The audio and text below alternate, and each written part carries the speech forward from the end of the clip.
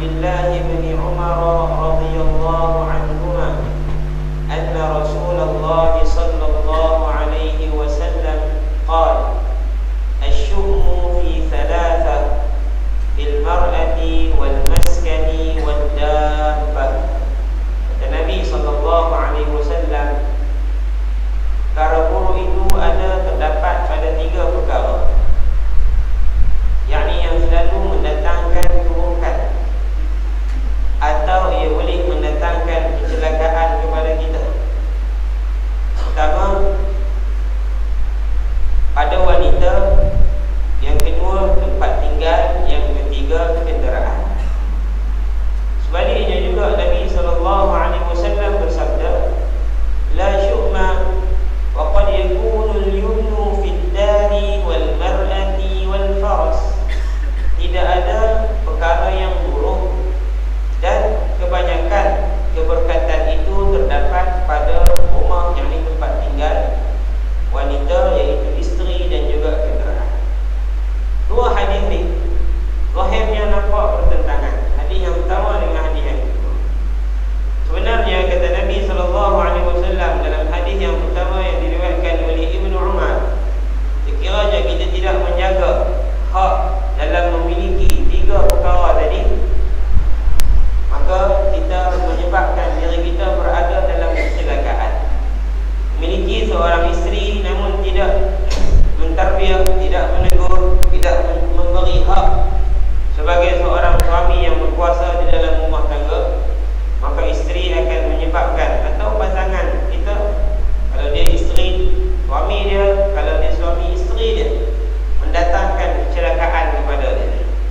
Tentulah suami lebih berat kalau suami kena bertanggungjawab dalam rumah tangga dia. Tiba-tiba isteri dia nak keluar dengan apa pun tak apa, nak keluar pakai lagu mana pun tak apa, tidak menjaga hak-hak rumah dia, dia balik dengan makanan pun tak ada. Kira-kira suami itu tidak memberi didikan yang sempurna kepada isteri, sehingga isterinya memberikan kepada dia kecelakaan. Demikian juga dengan tempat tinggal dia, rumah yang selesa didiami, namun dalam keadaan harta yang dicari itu tidak baik,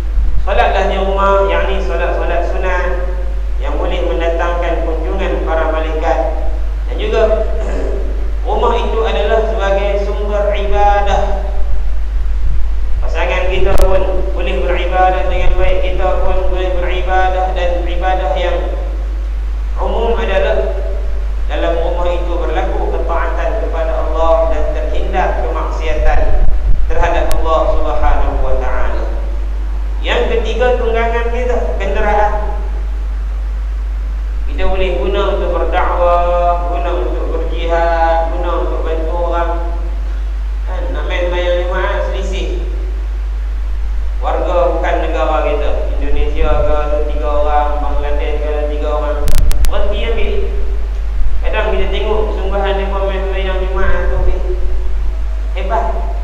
Main daripada buat yang tanya sana boleh berjalan kaki main masjid ni. Ada yang pergi masjid sana, ada yang buat rumah pasal yang baru apa Desa Bidara. Hari Jumaat dia berjalan kaki dengan panas. Bila kita tengok kenderaan kita kosong, sama ada motor atau kereta, konti ambil. Dan dia pun seronok bila kita konti ambil. Yang kira ialah nak main jauh. Kalau ada kami naik, tak ada, tak apa lah. Subhanallah. Maknanya boleh menggunakan kenderaan kita pada perkara yang mendatangkan keberkatan. Di mengaji, kita melancung dalam keadaan mengikuti apa yang Allah suruh. Afalam yasiru fil ardh, adakah kamu tidak berjalan di atas muka bumi? Fayanzuru, lalu kamu melihat bagaimana keadaan yang telah kami lakukan. Maknanya melancung pun satu ibadah, satu arahan daripada Allah. Dalam keadaan melancung kita itu memberi satu tanggapan terhadap kuasa Allah Subhanahu wa taala dalam mencipta beberapa bahagian daripada tempat di atas muka bumi Allah ini cantik. Bahagian yang lagi biasa, bahagian yang lain tidak ada manfaat. Subhanallah. Kira kita boleh menggunakan kenderaan pada jalan yang baik, berarti ia berlawanan dengan apa yang disebutkan dan tadi di atas oleh baginda sallallahu alaihi wasallam. Maka jadikanlah tiga perkara ini perkara yang memberkati kehidupan kita, dan janganlah kita lakukan sebaliknya. Ia menjadikan kehidupan kita negatif, tidak baik, berada dalam keadaan tercela disebabkan tiga perkara tadi. Baik. Bab yang ke-59, maja'a la yatanajasnani duna salis. Bab berkenaan dengan tidak boleh dua orang berbisik tanpa menyertai, maknanya tanpa orang yang ketiga. Kita duduk 3 orang atau 4 orang, jalan sekali ke, main masjid duduk sekali ke, pergi makan sekali ke. Tiba-tiba kita 2 orang buat bisik pelan-pelan depan kawan kita 2 orang lagi. Maka ini perkara yang dilarang oleh Nabi SAW. Kenapa dia boleh menimbulkan rasa tak puas hati dalam hati kawan kita. Itu subhanallah, Islam ni dia menjaga sekecil-kecil masalah. Kalau daripada kecil tu dia nak timbul besar. Hak orang ni dalam hati ni, dia boleh kata apa pula. Awak besar sangat ke masalah mereka apa aku tak boleh kongsi. Mereka ni duk kata kat aku ke, mereka ni tak percaya kat aku ke, tak mau cerita, tak mau kongsi. Dia jadi lagu tu. Memang kita akan merasa adik-beradik ke bukan adik-beradik ke, tiba-tiba 2 orang duk bisik depan kita, sak gelak, tak pergi buat muka sedih. Yang kita duk melepor tunggu datang. Bila tanya ada apa? Tak ada apa, tak ada apa. Ini larangan daripada Nabi SAW. Kata Nabi, idza kuntum thalathatan, jika kamu 3 orang, maka janganlah berbisik 2 orang di kalangan kamu tanpa yang ketiga. Fa inna dzalika yuhzinu, kata Nabi, sesungguhnya yang demikian itu menyebabkan dia sedih. 5 orang macam tu juga. Kalau nak sembang yang khusus, buat appointment lain. Tak pun hari ni ada mesej peribadi, mesej. Cari jalan supaya apa yang dibincangkan antara 2 orang tidak menyebabkan yang ketiga, keempat, kelima terasa. Bila cari sudut ke mana-mana jauh sikit, sembang. Sagi ke petang keluar lain jumpa, sembang. Ni duduk entah sembang depan kawan je. Kawan ni duduk merekam apa masalah. Kalau dalam bab tu boleh silap jaga. Entah lagi pergi mengumpat kawan tu, entah lagi pergi celah dia, pergi maki hamun dia, maka tentulah ia kesalahan yang lebih berat, lebih besar daripada berbisik di hadapan sahabat kita. Walau bisikan-bisikan yang baik, dia bisik kawan dia, alhamdulillah, dia bayang lagi bisik kawan dia, hampir dah kemarin dia. Walau bisikan yang baik, ia boleh menimbulkan tanggapan yang negatif terhadap perbincangan antara 2 orang ini. Baik. Bab yang ke-60, maja'a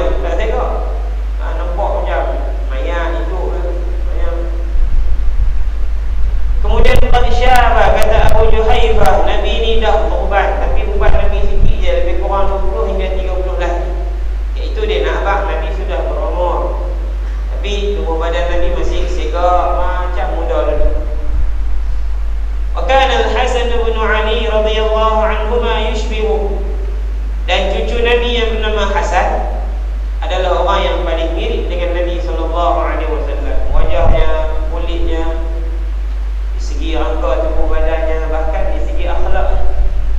Hingga dalam riwayat menyatakan Hasan ni mengahwini puluhan wanita, ramai isteri dia, sehingga digelar sebagai mizwaj, orang yang suka berkahwin. Bukan kerana dia tu bernafsu, bukan kerana dia ni pantang tengok perempuan anak dara orang kena nak kahwin dah. Orang pakat dia main mahu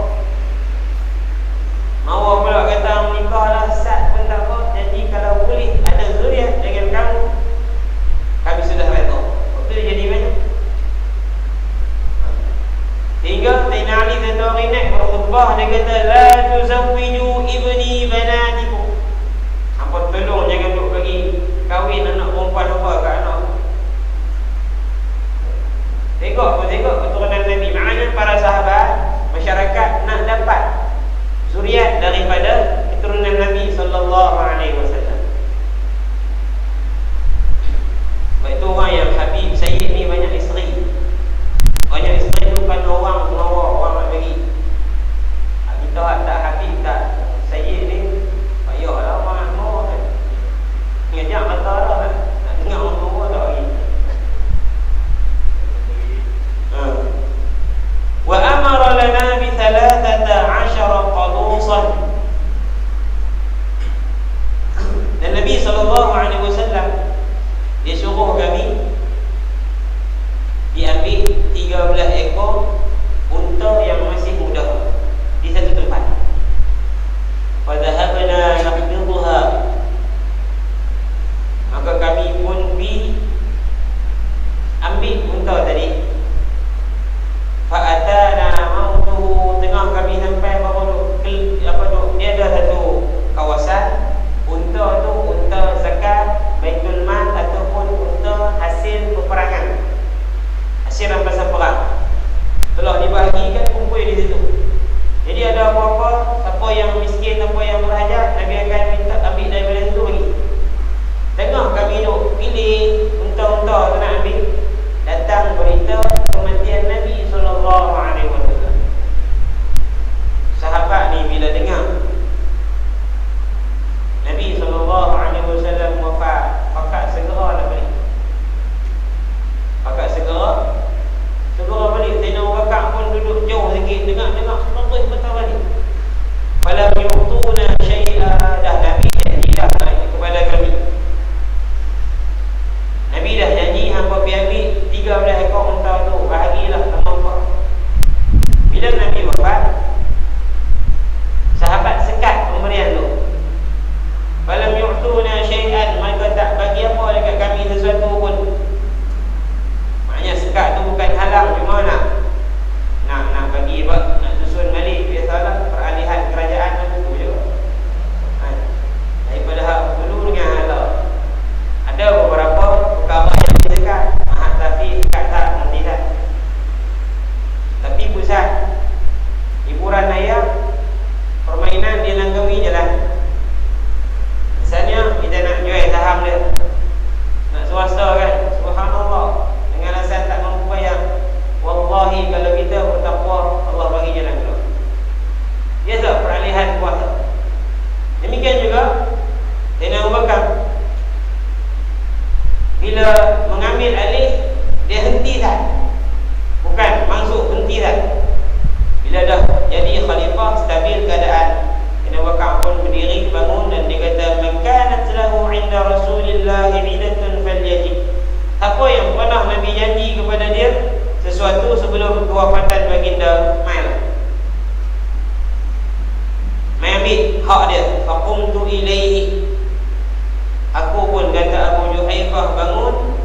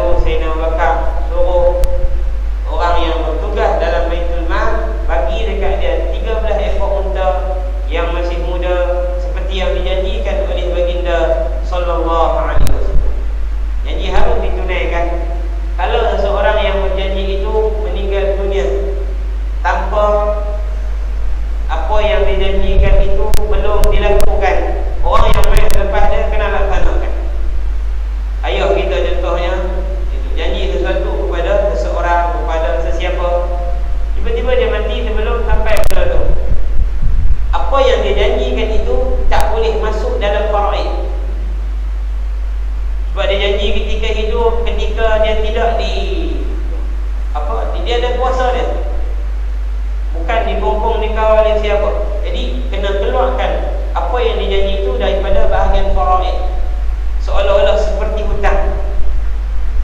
Anak kena amanah, kau ayah ada janji nak bagi 10,000 lah kat kepala tu, kata tak sah, mati. Bila mati 10,000 tu tak keluar lagi, tak bagi lagi. Adakah ia terbatal dengan kematian ayah? Tidak, harus dijalankan. Walau dia tak sebut wasiat, hanya sesuatu yang disebut sebelum mati, walau belum dilakukan, maka ia harus dilakukan. Waqaf, wasiat, kemudian hadiah, hibah, pemberian sedekah, semua ni wajib dijalankan oleh anak kalau 5 tahun. Kalau ayah tu masih hidup berkira-kira, maknanya tak sebut apa lagi, yang tu dah lah. Kita tak dia tu niat kita jangan bagi, tapi tak ada keluar arahan apa-apa, yang tu dah. Kena ada keyakinan. Seorang anak ni dengar betul, pok suruh aku pergi bagi, tapi tak ada. Nah, maka bagi benda tu kepada mereka yang dijanjikan. Baik. Dan berpegang pula pada bilangan ataupun jumlah yang telah disepakati ataupun yang telah diputuskan. Bagi 13 ekor, main orang baru kata tak ambil 3 ekor lah, 13 banyak, tak boleh. Macam yang telah diputuskan oleh seseorang. Ini akhlak amanah. Kira subhanallah, kita menjadi pemimpin adalah untuk mencari redha Allah, bukan mencari redha manusia. Nak cari redha manusia, memang kita akan masyhur, kita akan disanjung, kita pun seronok, tak payah berhadapan dengan karenah manusia. Tapi bila mencari redha Allah, akan ada pelbagai halangan, kelemahan dan sebagainya. Namun biarlah manusia keseluruhan dimurka kat kita, tapi Allah yang tentu redha dan suka. Daripada semua manusia suka kat kita, bagus-bagus dekat tangan lalu ni, Allah murka, tak jadi apa. Itu kata Nabi SAW, qul la in ijtama'atil insu wal jinnu ala an yanfa'uka bi syai'in la yanfa'uka illa bi syai'in qad katabahu Allah laka. Kata Nabi, kalau jin dan manusia keseluruhannya, semua jin manusia berkumpul di satu tempat untuk memberi kepada kamu manfaat, kalau Allah kata tidak. Ini semua kumpul nak bagi sokongan, nak bagi manfaat, nak bagi kebaikan, tapi Allah yang satu itu kata tidak. Kalau mereka berkumpul pula keseluruhannya untuk memberi kemudaratan, pakak rancang, kita pakak pergi bunuh dia. Satu dunia ni nak bunuh seseorang, tapi Allah kata dah, maka la yadurruhu bi syai'in illa qad katabahu Allahu alaihi. Mereka tak akan boleh memudaratkan dia kecuali kalau Allah setuju, yakni Allah benarkan perkara itu berlaku. Bab yang ke-61, ma jaa fi fidaka abi wa ummi.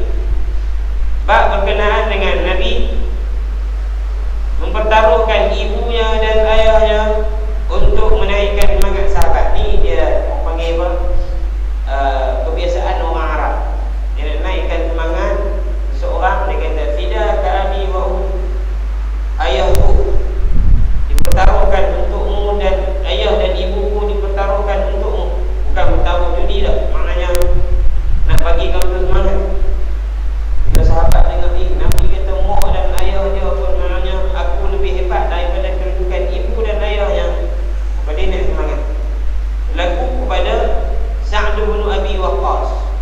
Sa'd bin Abi Waqqas adalah sahabat yang pertama menggunakan panah dalam perang, yang antara perang Nabi dengan musuh dalam peperangan Badar. Bila perang Badar ni musuh ramai, bila ramai anak panah ni sikit, jadi nak kena buat apa? Anak panah jangan tersasar langsung. Kalau ada 1000 anak panah, 1000 tu mesti kena 1000 orang. Kalau 5-6 batang yang tersasar, maknanya ada musuh yang takkan mati. Jadi bila Nabi melihat Sa'd bin Abi Waqqas duduk tengah nak panah musuh dalam peperangan Badar, kata Nabi, ya Sa'du irmi ya Sa'du fidaka abi wa ummi.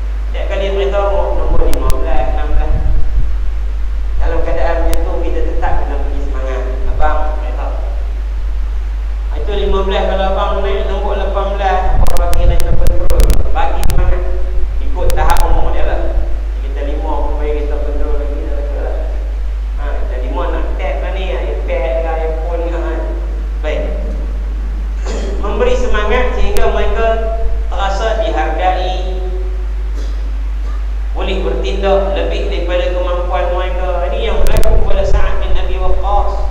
Bagi kita sebagai guru pun macam tu, tengok budak-budak tu. Saya pernah cerita dulu, kalau mengikut teknik puji Nabi SAW atau teknik mengajar daripada Nabi. Dia kira seorang guru kalau anak murid main lambat, dia jangan contoh, dia jangan tanya awak main lambat. Mari lambat, mari dulu lambat, hang ni lambat, lembab. Ibu pun tak tahan, ibu lah lambat lah. Kata bila tengok-tengok dia muncul dekat pintu kelas kita 10 minit lewat. Dia kata terima kasih Syabas Ahmad Syabas kerana kamu boleh sampai juga walaupun lambat. Seorang guru yang dia puji lagu tu dengan yang seorang ni duk hentam dia, yang kena hentam dia esok lagi lambat. Tambah sistem sekolah lagu ni tak macam lah. Dia tak boleh dia maki lagi haram dia 20 minit lagi lambat. Tapi bila dia kata Ahmad terima kasih Syabas kerana walaupun kamu lambat, kamu dapat juga datang. Kau baru ketinggalan sedikit je, baru 10 minit, cikgu baru bagi salam kat dia. Dia masuk tu dalam keadaan dia dihargai. Esok dia kata aku kena main awal. Subhanallah. Macam tu. Maknanya Nabi SAW sentiasa merangsang sahabat, sentiasa menimbulkan semangat, sentiasa memberi peluang kedua, ketiga, keempat, hinggalah mereka rasa mereka ini sentiasa dipantau, sentiasa ditarbiyah, dididik. Maka kita bukan dengan anak-anak murid kita bukan dalam pintu bekam sekolah, luar sekolah tak, bukanlah. Tak, kita sentiasa sebagai guru mereka, mereka sentiasa sebagai anak murid kita.